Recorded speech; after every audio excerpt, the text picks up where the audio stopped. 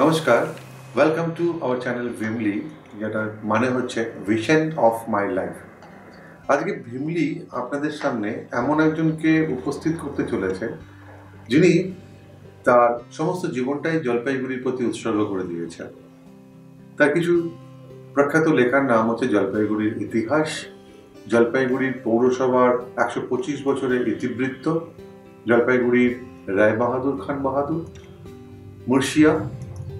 এবার এতক্ষণে হয়তো বুঝতেই পারছেন আমি কার নাম করছি, যিনি আমাদের প্রখ্যাত শিক্ষক শ্রী উমেশ শর্মা মহাশয়।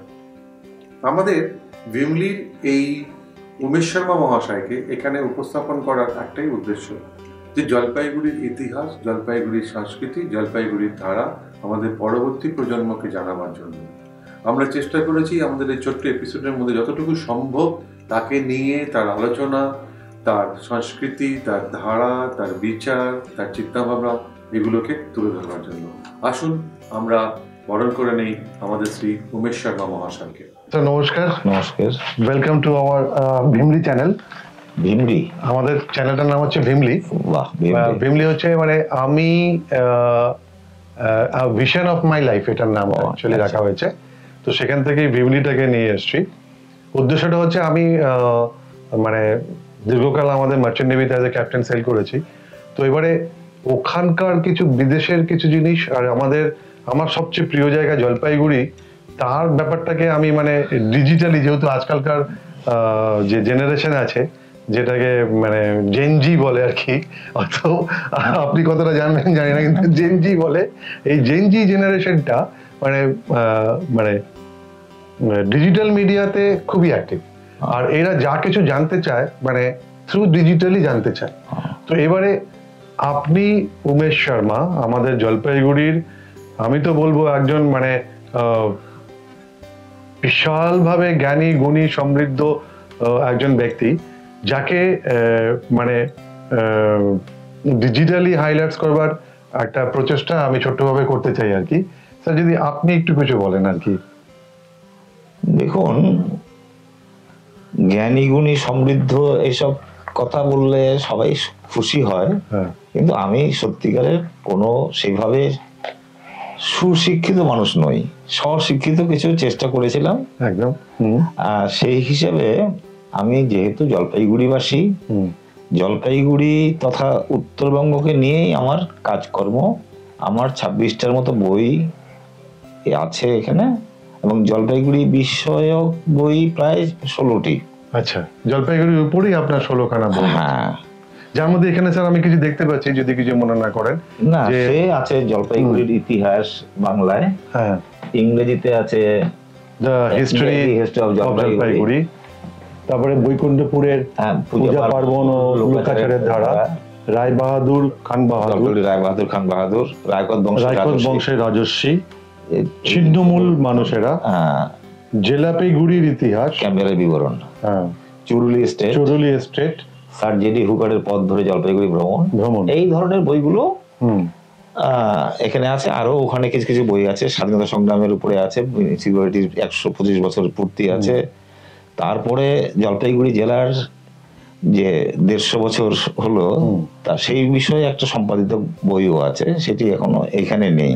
আচ্ছা, সেটা ভেতরে আছে। সেটা জলপাইগুড়ি শহরের 150 বছর যেটা হলো, সেই জলপাইগুড়ি জেলার জলপাইগুড়ি জেলার বলবো যে 150 বছর পূর্তি উপলক্ষে ওই বইটা আপনি লিখেছিলেন। এবার স্যার একটা ছোট্ট প্রশ্নের মধ্যে আসে, যে আপনি এই যে জলপাইগুড়িকে নিয়ে যে এত কিছু ভাববেন বা যে করবেন, সেটা আপনি সেই ইন্সপিরেশনটা করতে গেলো? এই কথা তো প্রথমেই বললাম যে আমি যেহেতু জলপাইগুড়িবাসী, এখানে আমি বড় হয়েছি, যদিও আমার জন্মটা বাংলাদেশ, এখনকার বাংলাদেশে। আচ্ছা, কিন্তু আমার লালন পালন, বর্ধন, পড়াশোনা, শিক্ষা যেটুকু হয়েছে, এমনকি আমার কর্মজীবনও জলপাইগুড়িতে। আচ্ছা, সুতরাং জলপাইগুড়িকে আমি প্রচন্ড ভালোবাসি। সেই হিসেবেই এটা আমি ছোটবেলা থেকে ক্লাস 8 থেকেই আমি লেখালেখি শুরু করি। আচ্ছা, ক্লাস 8 থেকে? হ্যাঁ, এবং স্কুল ম্যাগাজিনে লেখাও বের হয়েছিল আমি যখন ক্লাস 8 ছাত্র। আচ্ছা, তারপর 9, 10, 11 হয়েছিল, কলেজেও আমি লিখেছিলাম। এইভাবেই চলছে লেখাটাকে। Very good. যদি আমি নেক্সট আপনার ইয়েতে যাই, যে এই জলপাইগুড়ির যে ইতিহাসটা আর কি, হ্যাঁ, তো সেইটাকে আপনি কিভাবে মানে হাইলাইট করতে চান আর কি? জলপাইগুড়ির ইতিহাসটাকে হাইলাইট করতে চাই তো আমি বিভিন্ন ভাবে এই যে বইগুলো আছে সেই বইগুলোর মাধ্যমেই করতে চাই। কিন্তু যে প্রশ্নটা আমার মনে হয় আপনি করতে চেয়েছেন সেটা হচ্ছে জলপাইগুড়ি জনপদ কত প্রাচীন। দেখুন, জনপদটি কত প্রাচীন এটা এখনো নির্ণীত হয়নি। কারণ অনাদি অতীতকাল থেকে যখন থেকেই ভূমি সৃজন হয়েছে জনপদটাও গড়ে উঠেছে সেইভাবেই। আমরা এই উত্তরবঙ্গের ইতিহাস এত উপেক্ষিত, উত্তরবঙ্গ চর্চা খুব কম হয়েছে।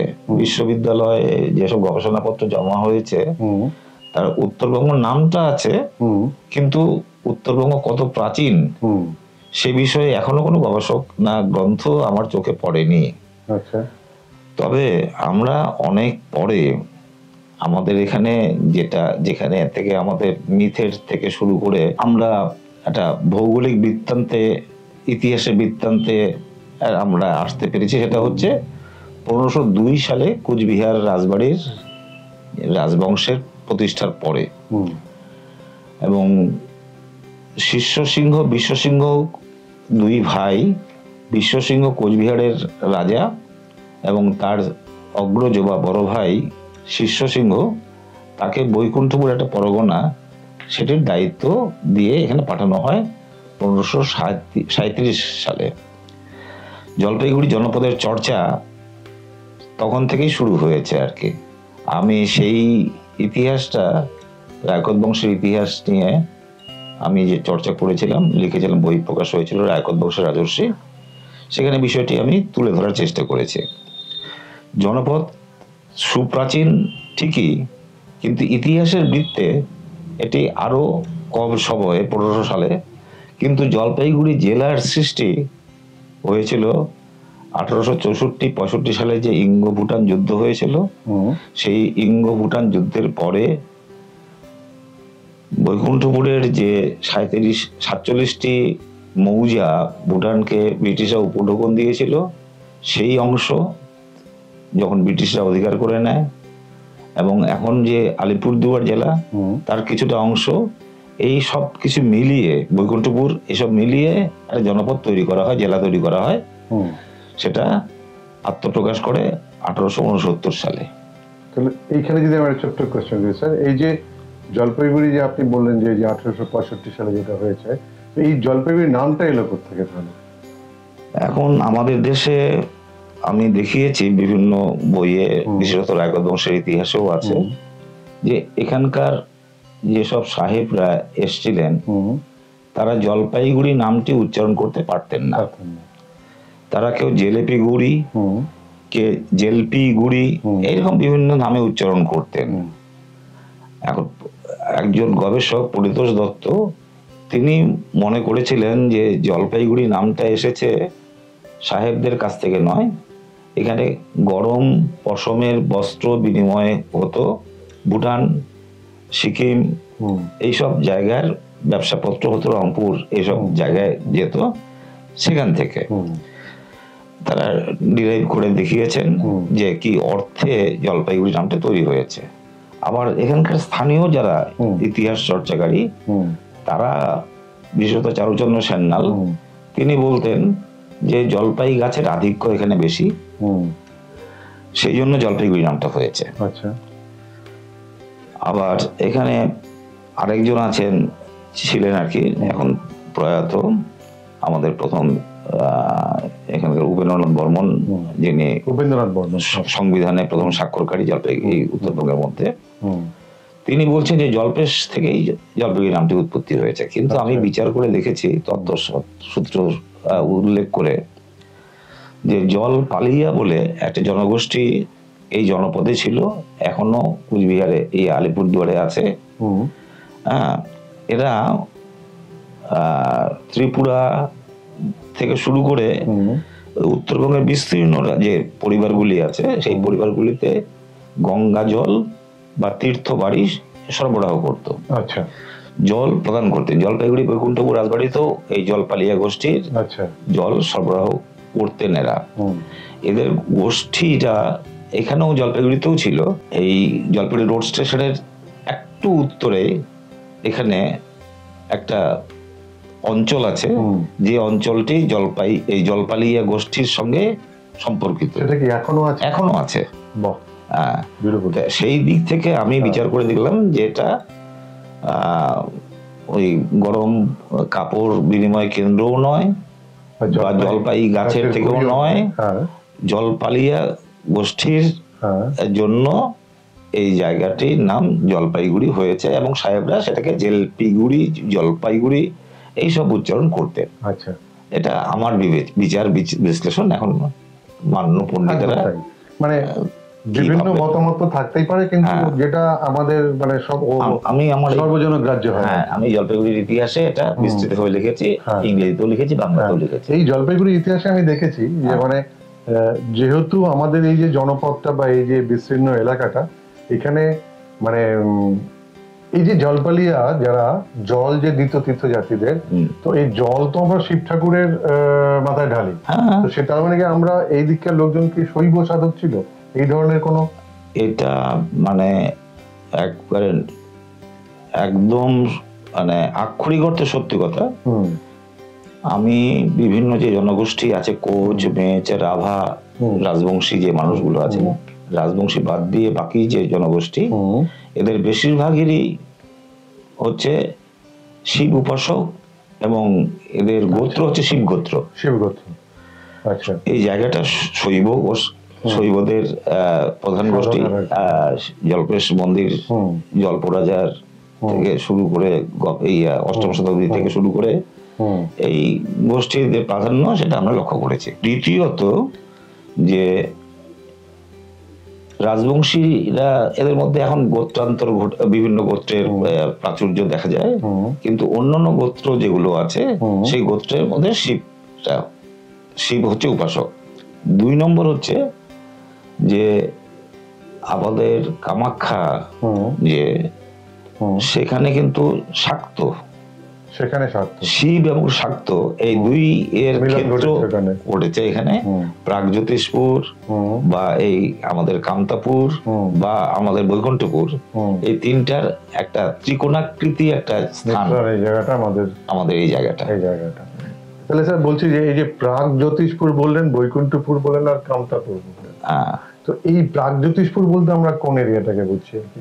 প্রাগজ্যোতিষপুর যারা পণ্ডিত তারা বলেছেন যে প্রাগজ্যোতিষপুরের আয়তন করতোয়া নদী পর্যন্ত বিস্তৃত ছিল, আসাম থেকে করতোয়া পর্যন্ত। আর করতোয়ার পর থেকে গৌরভূমি শুরু হলো, মালদা ওদিকটা। আচ্ছা, আর এদিকে আমাদের ডান দিকে বরেন্দ্রভূমি এবং পুণ্ড্রবর্ধন। তাহলে এই যে স্যার এই পুণ্ড্রবর্ধন বা বরেন্দ্রভূমি যেটা, এটা আপনার বই থেকেই দেখেছি যে করতোয়ার নদী বা মানে করতোয়ার সংলগ্ন সভ্যতা আর কি। তো এই করতোয়ায় কি যেটা আমরা দেখতে পাচ্ছি এখন সেই? এটা ওই বিষয়টা আমি একটু আভাস দেই, বিস্তৃত বলতে পারবো না কারণ অবকাশ নেই সেটা। আচ্ছা, দিনাজপুরের একজন ঐতিহাসিক ছিলেন মেহরাব আলী। আচ্ছা, তিনি এবং সুকুমার দাস আমাদের এখানে এডিএম ছিলেন। তাদের 2 জনের বই থেকে জানা যায় যে কালিম্পংয়ে আমাদের যে কৃষি সভ্যতার বহু নিদর্শন, কাঠের ছেনি, লোহার লাঙ্গল, এইরকম জিনিসগুলো আবিষ্কৃত হয়েছে। এবং করতোয়াকে কেন্দ্র করে বিস্তীর্ণ এলাকা, আপ থেকে ডাউন পর্যন্ত এই বিস্তীর্ণ এলাকা যে কৃষি অঞ্চল ছিল, লাঙ্গল এটা অস্ট্রিক শব্দ। আমি আসবো সেখানে। এই মানে এই অস্ট্রিক গোষ্ঠীর মানুষ, এখানকার মঙ্গোলিয়াট মানুষ, এরা সবাই মিলে যে কৃষি চর্চা করতেন এককালে, ভাত সভ্যতা বলে নাম দিয়েছিলেন, রাইস সিভিলাইজেশন, সেটা কিন্তু আক্ষরিক অর্থে সত্য। আমি এটা বিস্তৃত বলছি না এই জন্যই যে সেই অতটা এখানে আমাদের আরো সময়টা অনেকটা সময় সাপেক্ষ ব্যাপার হয়ে যাবে। যদি ওখানে বলি, আপনি বলেছিলেন ওখানে অস্ট্রিক, নিষাদ, তুন্দ্র, মুন্ডা, সাঁওতাল, পরে কৈবর্ত, রাজবংশী, এরা এই এলাকাটাই ছিল। আমি যদি তারা একটু করে মানে বারবার করে কোশ্চেন যাচ্ছি স্যার, তাহলে আমরা কারা, না আমরা বাঙালিরা কারা? ও এইখানে জলপাইগুড়িতে প্রথম বাঙালি কে এ নিয়ে বাবুপাড়ায় একটা কিছু দাবি করেছিল। আগন্তুক জলপাইগুড়ি, হ্যাঁ এটা ছিলেন, সাইডবোর্ডও হয়েছিল, কালক্রমে ওটা উঠেও গিয়ে তারপরে আবার একটু আলোচনাও হয়েছিল। একটু যদি হাইলাইট করেন। কিন্তু জলপাইগুড়ি বৈকুণ্ঠপুর রাজবাড়ির যে নথিপত্রগুলো আমি 10-12 বছর ধরে ঘাটাঘাটি করেছিলাম, দেখেছিলাম, তাতে দেখা যাচ্ছে উপাধি ধরে যদি বাঙালিকে চেনা যায়, দত্ত থেকে শুরু করে চৌধুরী থেকে চক্রবর্তী থেকে এইসব বিভিন্ন গোষ্ঠীর মানুষ জলপাইগুড়ি রাজবাড়িতে কিন্তু সম্পর্কিত ছিলেন। পূর্ববঙ্গের মানুষ, পশ্চিমবঙ্গের এখন দক্ষিণবঙ্গে মুর্শিদাবাদ এইসব এলাকা থেকে প্রচুর বাঙালি এই রাজবাড়িতে কর্মসূত্রে আসতেন। একজনের নাম গিরিশ দাশগুপ্তর নাম বলতেই পারি, তিনি এখানকার ম্যানেজার ছিলেন। হ্যাঁ, তারই সম্পর্কে একটা আত্মীয় বীরেন্দ্রনাথ দত্তগুপ্ত, যিনি প্রথম জলপাইগুড়িতে শহীদ হয়েছিলেন, তার মূর্তি জলপাইগুড়ি জেলা স্কুলে এবং আমাদের জেলা পরিষদের সামনে স্থাপিত হয়েছিল। এই লোকগুলো তো বহু প্রাচীনকালে এসেছিলেন, এই ইঙ্গ ভুটান যুদ্ধের আগের মানুষ এরা। সুতরাং আমরা কারা, এই প্রশ্নের উত্তর সহজে দেওয়া মুশকিল, কারণ আমরা বিভিন্ন সময়ে চা বাগানের সূত্রে হোক বা এই রাজবাড়ির সূত্রে হোক, মামলা মোকদ্দমার ওকালতির সূত্রে হোক, এখানে প্রচুর লোকের সমাগম হয়েছিল। এই সমাগমের ফলে এই অ্যামালগেশন এটা বিভিন্ন সময়ে হয়েছিল। দেশভাগের পরে তো এখানে খুবই হয়েছিল, ইনফ্লাক্স হয়েছিল। 1960 সালে, 64 সালে, 71 সালেও ওই দেশ থেকে মানুষ আশ্রয়ের সন্ধানে এখানে এসেছিলেন। আমরা হচ্ছে তাদেরই বংশধর। একদম তাই। তার মানে হচ্ছে যে বেসিক্যালি এটা ডমিনেটেড ছিল কোচ, মেচ, রাভা এদের দ্বারা ছিল। পরে আমরা এখানে ইনভেট করে বা কার্যসূত্রে, কর্মসূত্রে, বিভিন্ন ধরনের কাজকর্মে আমরা এখানে এসেছি। এবার স্যার যেটা আপনি বলছিলেন যে ওই জলপাইগুড়ি যে বৈকুণ্ঠপুরের যে রায়কত, আপনি একটা শব্দ বললেন, যে এই রায়কতটা কারা ছিল আর কি? রায়কত হচ্ছে শিষ্য সিংহ এবং বিশ্ব সিংহ, দুজনের নামই দেখা যাচ্ছে সিংহ টাইটেল বা উপাধি। কুচবিহারের পরবর্তীকালে নারায়ণ হয়ে যায়, কারণ বিষ্ণুর উপাসক, শিবের বিষ্ণু উপাসক বলে তারা নারায়ণ উপাধি নেয়। আর এখানে বৈকুণ্ঠপুরের যিনি শাসক ছিলেন শিষ্য সিংহ, তিনি রায়কোট অর্থাৎ দুর্গ রক্ষক, রায়কোট থেকে রায়কত শব্দটি এসেছে। এবং যারা সিংহাসনে বসতেন সেই রাজারাই একমাত্র রায়কত হতেন। তার ছেলে পেলে, নাতি নাতনি, আত্মীয় স্বজন, তারা কিন্তু কেউই রায়কত নয়, দেব লিখতেন। আচ্ছা, এটা রায়কত টাইটেলটা, উপাধিটা শুরু হয়েছিল 1885 সালের পরে। 1885 সালে একটি মামলায় হেরে গিয়েছিলেন ফণীন্দ্রদেব রায়কতের কাছ থেকে জগদীন্দ্রদেব রায়কত, যার মূর্তি আমি নিজের উদ্যোগে বসিয়েছিলাম আমাদের আর্ট কমপ্লেক্সের সামনে। জগদীন্দ্রদেব রায়কত, শরদিন্দ্রদেব রায়কত। এই জগদীন্দ্রদেব রায়কত তিনি মানে এই জলপাইগুড়িতে রায়কত হওয়ার পরে তার বিরুদ্ধে মামলা করেছিলেন ফণীন্দ্রদেব রায়কত, যে তিনি হচ্ছেন সিংহাসনের অধিকারী। আচ্ছা, এটা সিংহাসনের মানে 1848 সাল থেকে এই মামলাটা শুরু হয়ে 1885 সালে শেষ হয়ে যায় প্রিভি কাউন্সিলের রায়ে। তখন তার যে ছেলেরা, তারা মনে করে যে বাবাকে অন্যায়ভাবে রায়কত থেকে পদ থেকে সরিয়ে দিল, আমরা রায়কত বলে এই যে রায়কত পাড়ায়, শুধু রায়কত পাড়ায় যারা রায়কত লেখেন তারা হচ্ছে জগদীন্দ্রদেব রায়কতের বংশধর। আচ্ছা, তাহলে ওই ফণীন্দ্রদেব রায়কতের সঙ্গে সম্পর্ক যুক্ত নয়, কারণ ফণীন্দ্রদেব রায়কতের জ্ঞাতি গোষ্ঠী, ভাই, বন্ধু, তারা সবাই দেব লিখতেন। হ্যাঁ, আর তারা এখনো রায়কত লেখেন না। এমনকি মানে প্রসন্নদেব রায়কতের মেয়ের ছেলে রানী অষ্টপতি দেবীর ছেলে, সরি প্রতিভা দেবীর ছেলে, যিনি এখন বর্তমানে আছেন জলপাইগুড়ি রাজবাড়িতে, তিনিও কিন্তু তার বাবার উপাধিটাই ব্যবহার করেন, প্রণত কুমার বসু। হ্যাঁ, আমি ওইটাতেই আসছিলাম যে মানে যারা সিংহাসনে বসতো তারাই রায়কট হতো আর কি, কিন্তু এখন তো দেখছি এখানে বসু পরিবার না, এটাও একটা মানে দীর্ঘ একটা ঘটনা আছে। কারণ সৌরেন্দ্র কিরণ বসু আমাদের যে পশ্চিমবঙ্গের মুখ্যমন্ত্রী ছিলেন জ্যোতি বসু, তার দাদা, তিনি ডাক্তার ছিলেন, তার সঙ্গে প্রতিভা দেবীর বিয়ে হয়। আচ্ছা, বিয়ে হওয়ার পরে তিনি তো বসু, তার ছেলে তো বসুই হবে একদম। এই জন্যই এরা এখন বসু লেখে। এরা রায়কোট বংশের সঠিক উত্তরাধিকারী নয়। আচ্ছা, এটা হচ্ছে দৌহিত্রের দিক থেকে কিন্তু এখন তারাই পরিচালনা করছে। স্যার, এবারে যদি আপনার একটা বই আছে যেটার নাম হচ্ছে মুর্শিয়া, সেটা নিয়ে একটুখানি হাইলাইটস করেন।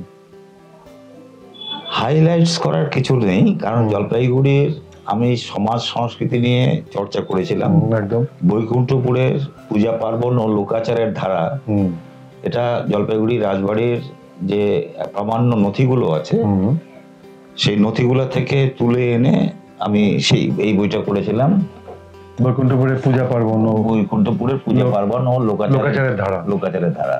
হ্যাঁ, এখন তেমনি আমাদের এই যে সমাজ তো শুধু হিন্দুদের নয়, কখনোই না, এখানকার সমাজের অর্ধেক অংশই হচ্ছে মুসলমান। হয়তো অর্ধেক কিনা সেটা 19-20 সেটা আলাদা জিনিস, তথ্যের ব্যাপার।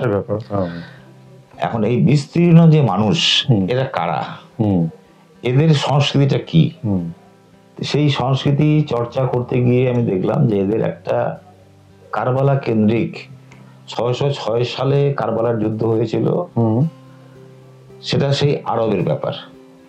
অথচ বাংলার মুসলিম যারা নস্য হোক বা এমনি অন্য মুসলমানও হোক, সৈয়দ বা শেখ যাই হোক না কেন, তারা কিন্তু এই জনপদে ওই মহরমকে কেন্দ্র করে তারা কিন্তু লোকগান উচ্চারণ করে, মহরমের সময় গান করে। জারি গান নিয়ে কোনো চর্চা এ পর্যন্ত হয়নি। এটা হয়েছিল, জসীমউদ্দিন লিখেছিলেন জারি, বাংলার জারি গান। কিন্তু আমি দেখলাম যে সেই তথ্য নিয়ে বিতর্ক করব না।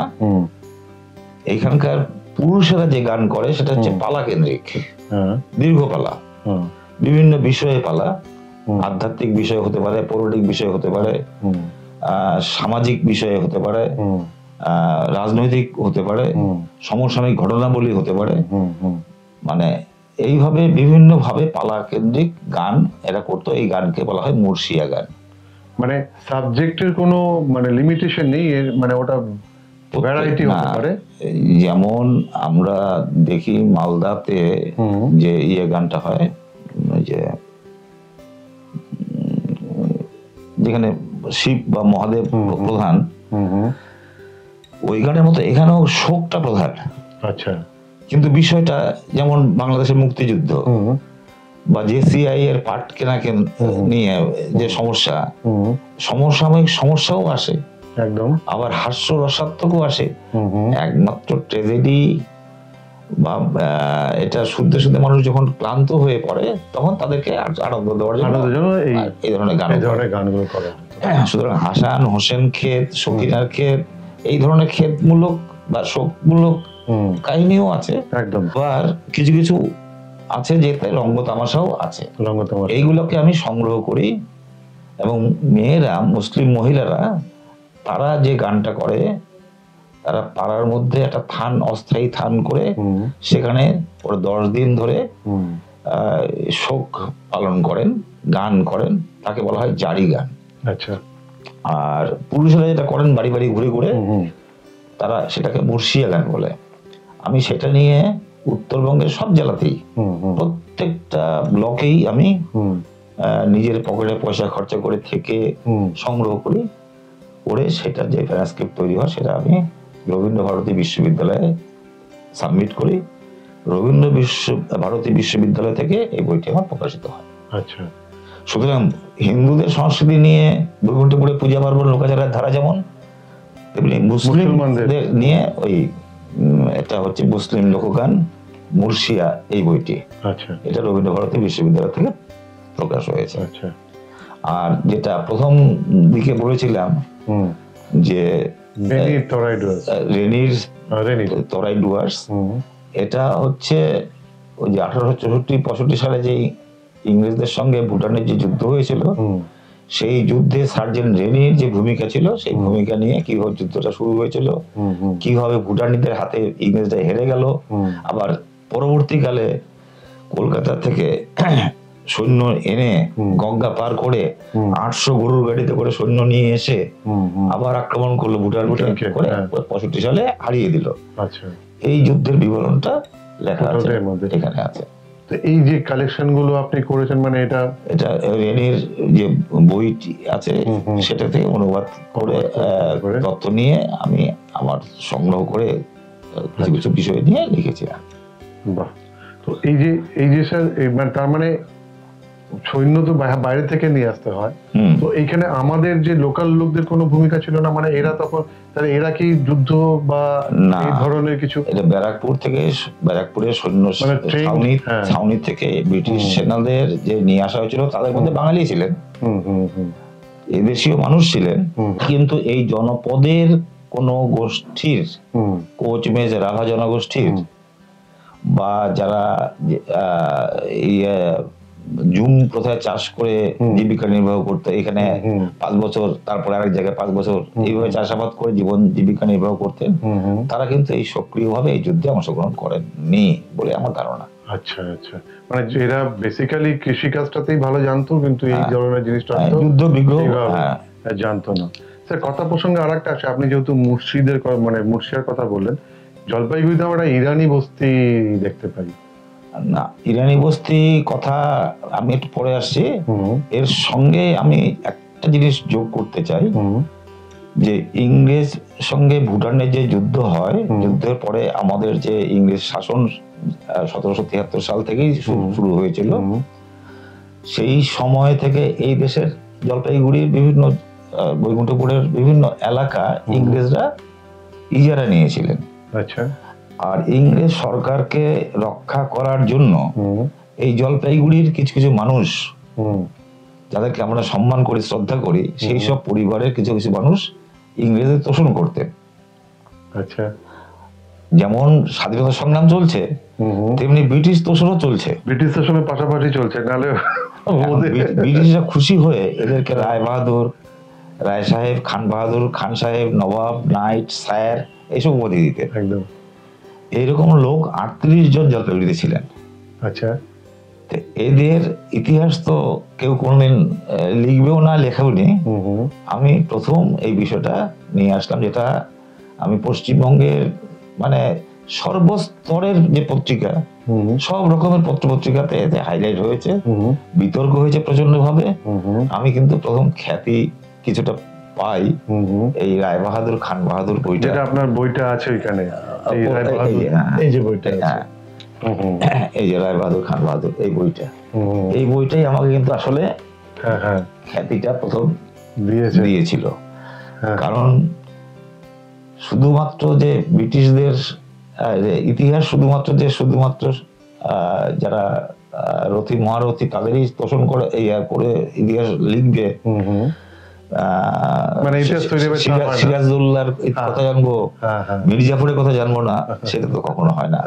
অন্ধকার আলো ইতিহাস সবাইকে গুরুত্ব দেয়। আমি গুরুত্ব দিয়েছিলাম বলে অনেকে রুষ্ট হয়েছিলেন।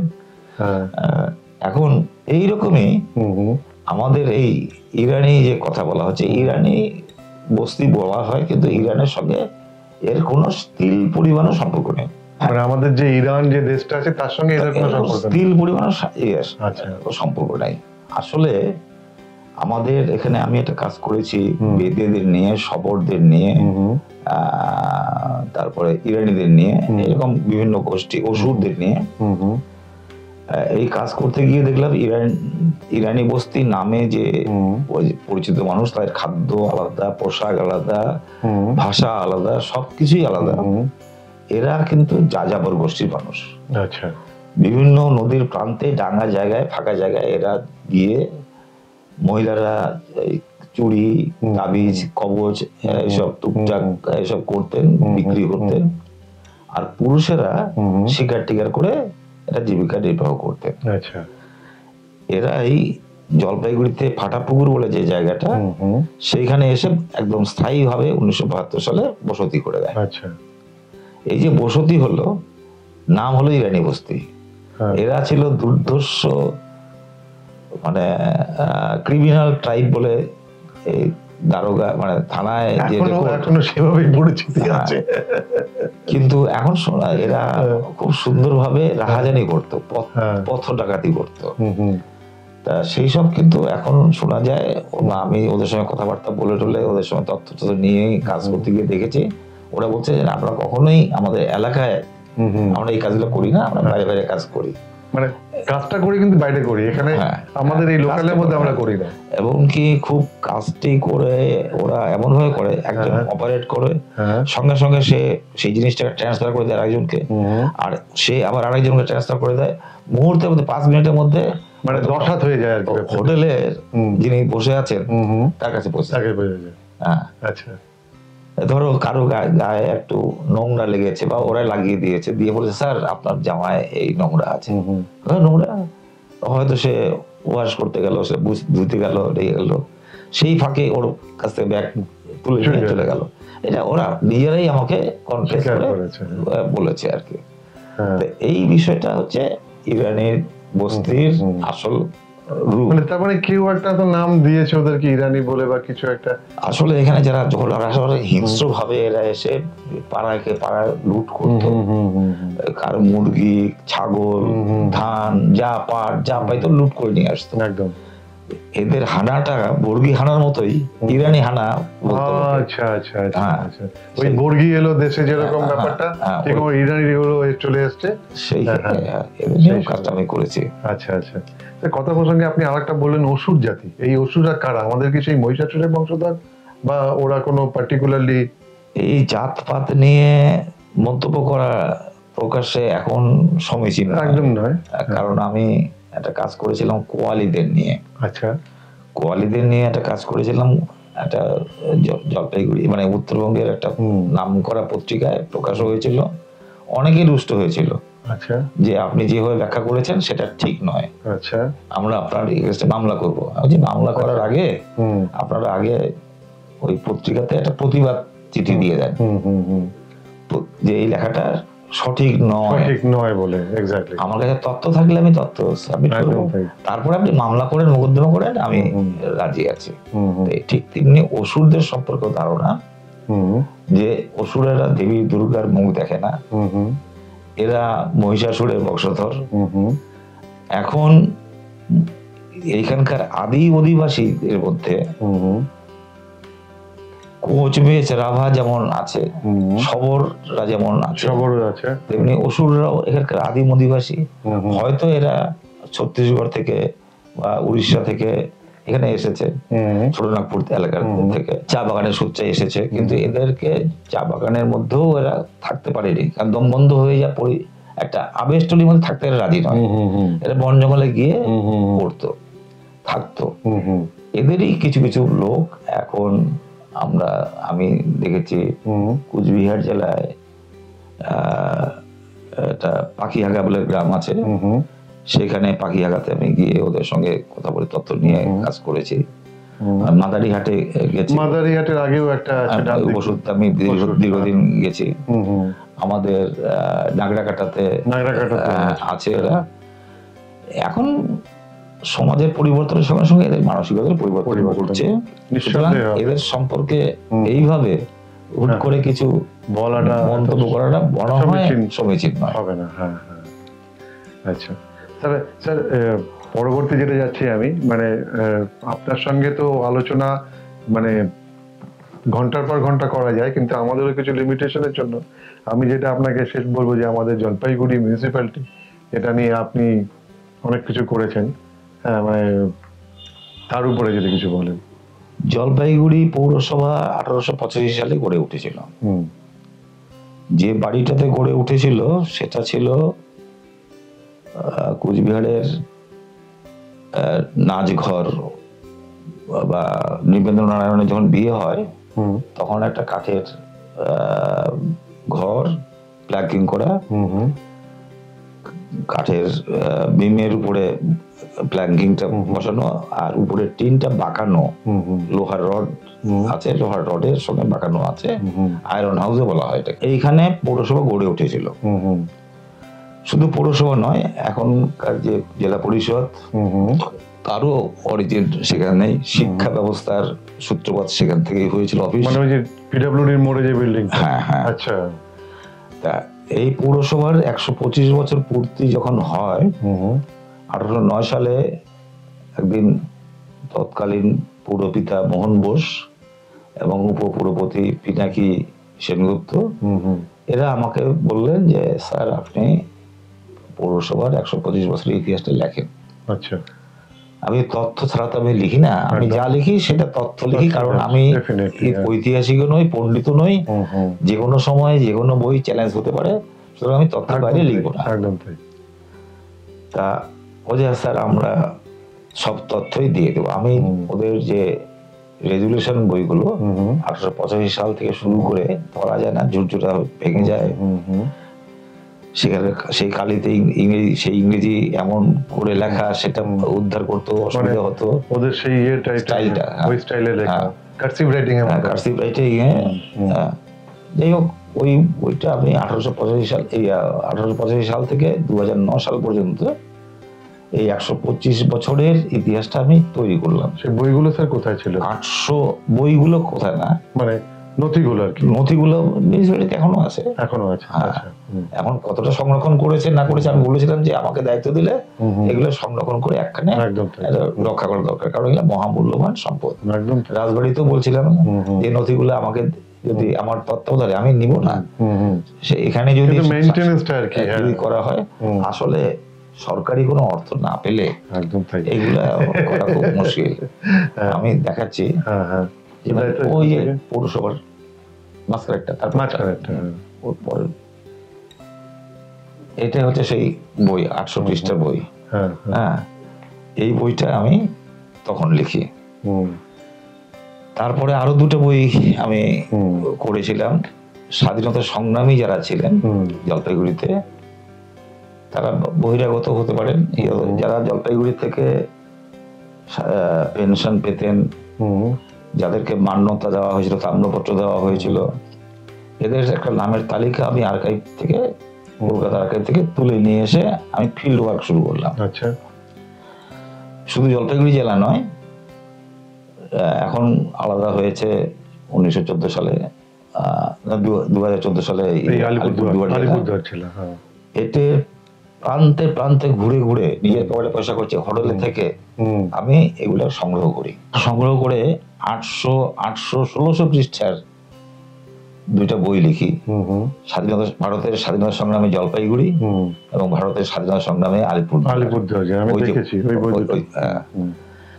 এই বই দুইটা করাতে দেখলাম যে আমার যে পরিশ্রম, এই পরিশ্রমটা মর্যাদা পেয়েছে, কারণ এ প্রচুর পরিমাণে যেদিন বইটা প্রকাশ হয় সেদিনই 85টার মতো বই একদিনে বিক্রি হয়ে গেছে ওই অনুষ্ঠানেই। আচ্ছা। হ্যাঁ, আচ্ছা। এখন এগুলাতে ছাপানোর খরচ হচ্ছে 1.5 লাখ 2 লাখ টাকার মতো ছাপানোর খরচ, অন্য খরচ তো বাদ দিলাম। আমি একজন শিক্ষক মানুষ, আমার পক্ষে এত টাকা খরচ করে বই ছাপানো, তারপরে লোককে ফ্রি দেওয়া এটা সম্ভব নয়।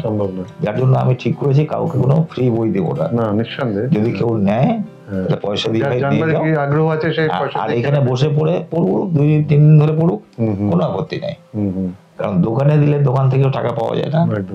এইভাবেই চলছে লেখালেখি। তো ওই মিউনিসিপ্যালিটির কথা যেটা আসছিলাম আর কি, মানে সেখানে প্রথমে তো নিশ্চয়ই বোর্ডটা যেটা হয়েছিল সব সাহেবরাই, তারপরে আমাদের 1916 সালে প্রথম বাঙালি মানে চেয়ারম্যান ওখানে। 1916? 1885 সাল থেকে 1916 এই পর্যন্ত ছিলেন সব ইংরেজরাই। হুম। 1916 সালে প্রথম বাঙালি হলেন চেয়ারম্যান। আচ্ছা। যদিও ইংরেজের মদত পুষ্টই ছিলেন, হুম। কিন্তু তবুও বাঙালি ছিলেন। তবুও বাঙালি ছিল, মানে ওটাই আমাদের কাছে যে মানে হ্যাঁ। বাঙালি তো ছিল, হ্যাঁ। তাই না? সে এখন হতেই হবে, না হলে মদতপুষ্ট না হলে তো ওটা হবে না। তো সেই জায়গাটা দাঁড়িয়ে আর কিছু জাস্ট মানে কয়েকটা শেষ প্রশ্ন আমার আছে।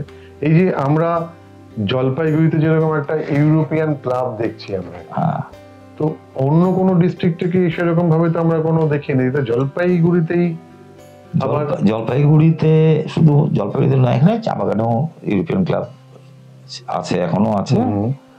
তার কারণটা হচ্ছে আমাদের টি প্ল্যান্টেশন, চা বাগান পরিচালনার ক্ষেত্রে ইংরেজরাই।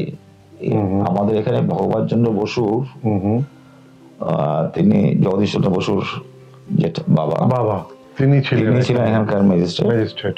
সেই সময় নামমাত্র টাকায়, মানে 1 একর জমি হচ্ছে 3 আনা বা 4 আনা এরকম ভাবে লিজ দিয়েছিলেন জমি চা বাগান করার জন্য।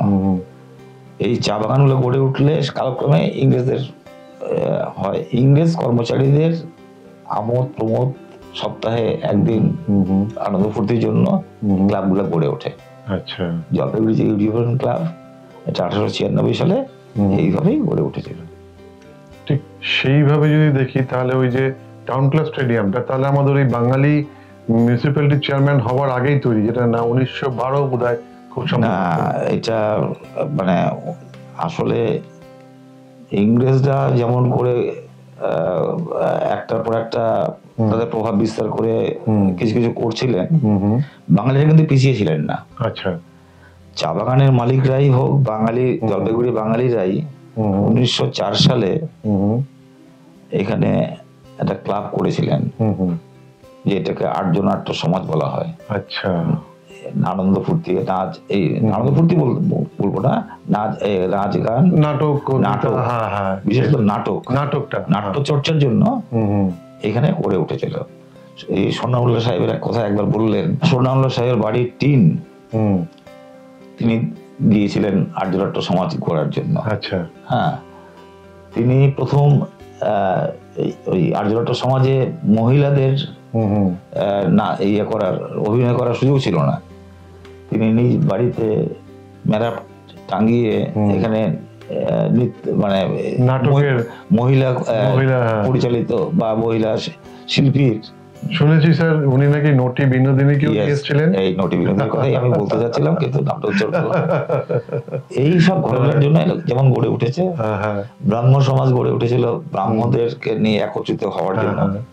ঠিক একই ভাবে বিভিন্ন ভাবে বাঙালিরা বিভিন্ন প্রতিষ্ঠানগুলো গড়ে উঠেছে। সোনাউল্লাহ সাহেব তাদের মধ্যে অন্যতম, মানে পৃষ্ঠপোষক আর কি, পৃষ্ঠপোষক হিসেবে। সোনাউল্লাহ সাহেব যদি পৃষ্ঠপোষকতা না করতেন আজকে সোনাউল্লাহ স্কুল হতো না। একদম তাই। হ্যাঁ, রানী অমৃতেশ্বরী দেবী স্কুল তৈরি হয়েছিল রাজবাড়িতে, কিন্তু সেটা উঠে যাওয়ার উপক্রম হয়ে গেছিল। সোনাউল্লাহ সাহেবই সেই সেটাকে আবার জায়গা দিয়ে জমি দিলেন, টাকা দিলেন, তার মুসাফিরখানায় তিনি বিল্ডিং ছেড়ে দিলেন। এই যে কাজগুলো এরা বাঙালিরা করতেন, কি হিন্দু কি মুসলমান সবাই। একদম তাই। সোনাউল্লাহ সাহেব স্যার মানে উনি কি ছিলেন অ্যাকচুয়ালি? মানে সোনাউল্লাহ সাহেব ছিলেন একজন পোষ্যপুত্র। আচ্ছা, কিন্তু নিজের প্রতিভা বলে তিনি এখানে এমন ব্যবসা, মানে বিশেষত ধান, পাট, গুড়, গুড়িয়াপাড়া নামটাই বেগুনটারির যে নাম, ভিতরে কামারপাড়ার মোড়টা, ওটা ছিল গুড়িয়াপাড়া। আচ্ছা, গুড়িয়াপাড়া। এই গুড়িয়াপাড়া অঞ্চলে গুড় এইসব বিক্রিও হতো, ধান পাট এগুলা তিনি ব্যবসা করতেন। ব্যবসা করে এত বড়লোক হয়েছিলেন, প্রচুর জমি জায়গা কিনেছিলেন মালবাজারে। তার জমি আমি দেখেছি, গিয়েছিলামও। কারণ সোনাউল্লাহ সাহেবের নাতি, আমাদের এরা ছেলে, এরা আমার সঙ্গে যোগাযোগ, বন্ধু সাহেব, এরা যোগাযোগ করতেন, আসতেন আমার বাড়িতে, দুজনে আমরা ঘুরতাম বাহাদুরে, জলপাইগুড়িতে। জলপাইগুড়ি শহরের বহু জায়গা walk of state, walk of সম্পত্তি, অর্থাৎ এই সম্পত্তি বিক্রয়যোগ্য নয়, দান করে করা যায়, কিন্তু এ নিয়ে মামলা মোকদ্দমা চলছে, অনেক বিল্ডিং হয়েছে, বহুতল হচ্ছে, সেগুলো প্রতিবাদ হচ্ছে, এইভাবে চলছে। কিন্তু এদের যে দান, এই দানগুলো আজকে এই পুরাতন মসজিদের নির্মাণ, এই পাহাড়পুরে মসজিদ আছে, পুকুর আছে, দিঘি আছে, স্কুল করেছেন, এই সব বিষয়গুলো আমাদেরকে খুব মুগ্ধ করে। একদম ঠিক আছে স্যার, নমস্কার আর ধন্যবাদ। আমরা মানে সত্যি আপনার যা মানে কি বলবো, এই যে মানে জলপাইগুড়ি তার সারাউন্ডিং তার সমস্ত কিছুকে নিয়ে জানবার যে প্রচেষ্টা, যেটা আপনার মানে বেশিরভাগটাই ব্যক্তিগত উদ্যোগে, আর আপনার যে তার যে মানে জানার যে আপনার কাছ থেকে জানার যে পরিধি, সেটা হয়তো আমাদের এই একটা ছোট্ট সাক্ষাৎকারে হয়তো সম্ভব হবে না। আমি আপনার কাছে আবার ফিরে আসবো, আবার বারবার করে আসবো, আপনি যদি আপনার বক্তব্য দিয়ে আমাদের এটাকে শেষ করেন। দেখুন, ব্যক্তিগত উদ্যোগে আমি সর্বস্বান্ত হয়েছি, কিন্তু এখানে যদি সরকারি বা আমাদের যে ইউনিভার্সিটি গুলো আছে সেখান থেকে যদি কিছু সহযোগিতা পেতাম, তাহলে হয়তো আরো ভালোভাবে কিছু কাজ করতে পারতাম। কিন্তু তবুও যেটুকু পেয়েছি, আমি সেখানে মান্যতা পাই বা না পাই সেটা আলাদা প্রশ্ন, সেটা তো বিচার করবে শুধু পাঠক বৃন্দ, যারা পড়বেন তারা জানবেন, তারা বলবেন। সেই ক্ষেত্রে আমি সন্তুষ্টই বলবো, কারণ একজন আমি শিক্ষক হিসেবে নিজের ঘরের খেয়ে বনের মোষ তাড়িয়ে এই জলপাইগুড়িকে ভালোবেসেছিলাম, এটা আমি আজীবন করতেই থাকবেন। আপনি সেখানে। নমস্কার। নমস্কার, থ্যাংক ইউ ভেরি মাচ।